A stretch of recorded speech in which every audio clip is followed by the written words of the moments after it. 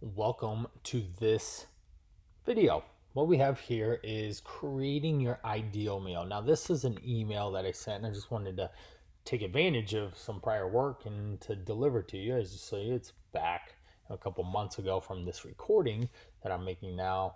And so with this particular gentleman, Matt, wanted some meal options.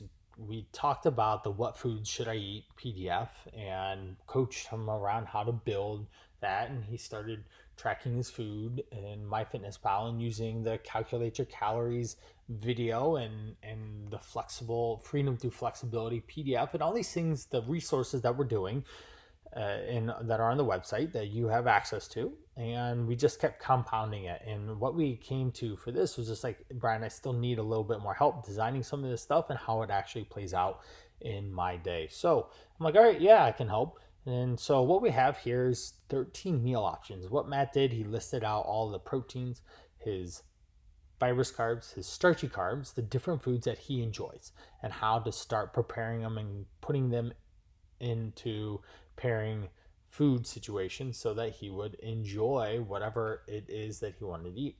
Now, when you do the calculate your calories video, that's to help give you a very kind of targeted spot around what to start for your calories. And then when we run the calorie calculator, we get those calories, we put that into the macronutrient calculator, which if you haven't watched video, you need to watch video, calculate your calories. And then you'll understand what I'm talking about. So when you put the calories in and you figure out what your macros are and all this stuff, it creates a box at the bottom with the results in it, say ideal meal. And for Matt, his ideal meal was approximately 550 calories. I believe that this was for 4 meals that gave him a total of 2,200 calories for him. He works at a desk, he's sedentary lifestyle, works out a couple days a week, and therefore he doesn't need too much more than that to be able to get a better body. Now, the proteins were 41 grams, the carbs were 55, and the fat was 18. So this is per meal that he can have. Now, what I told him and what we want to create in the What Food Should I Eat PDF is coming up with a simple approach of how to have meal design and directly impact everything around that. Now, we have these meals here that we set up that I created from the template that he sent and using the What Food Should I Eat PDF. So we looked through here and I created 13. It took me, I don't know, like 10 minutes to do all 13 options, very quick. All I did was I went into MyFitnessPal. I selected these ingredients. I literally listed out like chicken thigh, sweet potato for a meal. We go all the way down to chicken breast, zucchini, onion, brown rice, olive oil, and just putting all these things together. We get all the way down here to the protein shake with some protein that was specific to his protein powder, and banana, peanut butter. And so the calories, obviously, I forgot to put it there, I guess. I didn't realize that until now. But they're going to kind of fall in line with that 550 calories because that's what this is all about. Now, so you can do the same thing. You go in, you just plug and chug, put in different foods and figure out what is the combination that's going to equal the ideal meal for yourself. What for Matt and for gentlemen that are around that 2,200 calories, does 8 ounces of chicken thighs and 9 ounces sweet potato sound appetizing? If so, it's going to be about 580 calories. And there's the macros and the fiber.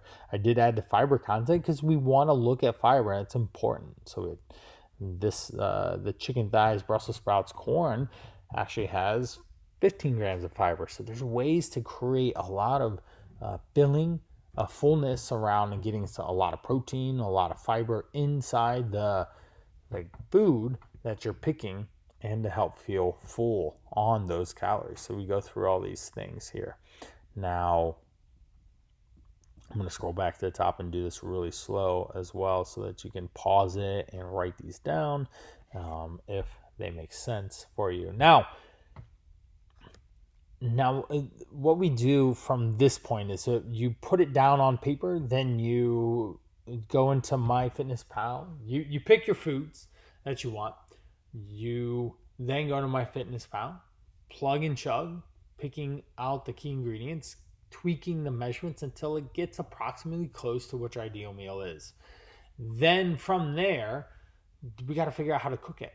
What is the best way for Matt to cook chicken thighs and sweet potatoes? For me, I'd just put either the thighs on the grill or put them in the Instant Pot.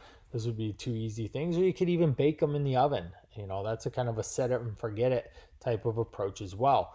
The grill you have to tend to. The Instant Pot will cook them up. Again, a set it and forget it type thing. Come back when it's done. Set a timer, come back when they're cooked. The sweet potato, do in the oven, do in the microwave for even easier. And you literally could have chicken thighs and sweet potatoes for days by cooking them in a certain way. Just put both of those in the oven. You put multiple portions around this. So, say you do want to make this for a full week's worth of prep. So you're going to do 5 days, and you're going to do 40 ounces of chicken thighs and 45 ounces of sweet potatoes. You're going to just put all that in the oven and bake it all at once, so it just gets cooked, and it's done in about like 30-ish, maybe 45 minutes total.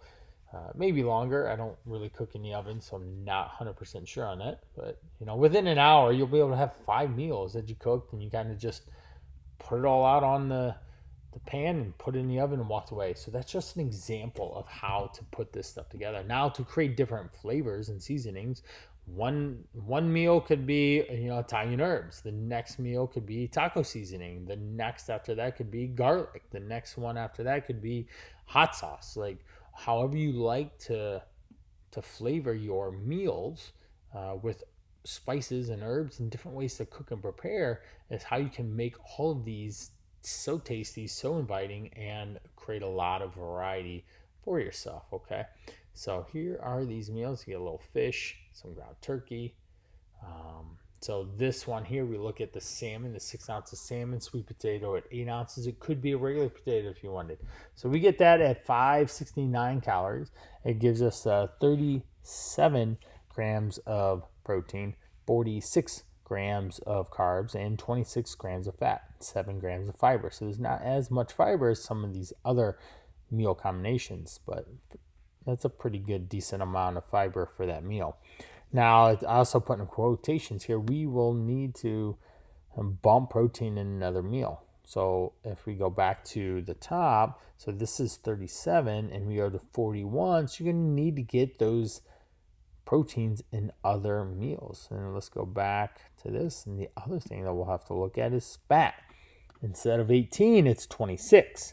And so then we went over by 8 grams of fat. And so that's something else that you have to look at, is like, I need to pull more protein from another meal and eat less fat at another meal as well. So salmon, after 6 ounces, is probably not going to be an ideal source for you to eat, because it's going to just add a lot more fat to your overall day. And most women are 50 grams or so or less. On the dude's side, the men, 75-ish grams of fat or something usually works well. So hopefully this video helps give you some ideas of how to pair all this stuff together and make it connect for you. So here is this, and I hope that it was very helpful for you.